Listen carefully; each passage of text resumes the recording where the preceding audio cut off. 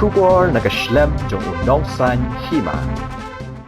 I don't know what the issue with this is. Well, while we're talking of border issues and while we're talking of such important aspects like 50 years, it is really sad to see that people are finding such petty issues to look at. I, as Chief Minister, have got huge responsibilities and works to do. And those are works that need to be done. Some things are very important to be done. But I've been very clear. I've always followed protocols. I've been somebody who has always been careful. I was somebody who on the 21st of January, knowing that I was not feeling well, I did not go in spite of not actually testing positive. If I really wanted to go, I could have gone and tested later on and taken advantage of the situation, but I did not.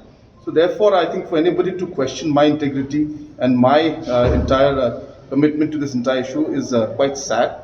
And I think these people have nothing better to do, those who are questioning like that, and are missing the point that there's a larger picture. I have been responsible in my own way in which I have behaved in the last few days. So therefore, I have nothing to say against this.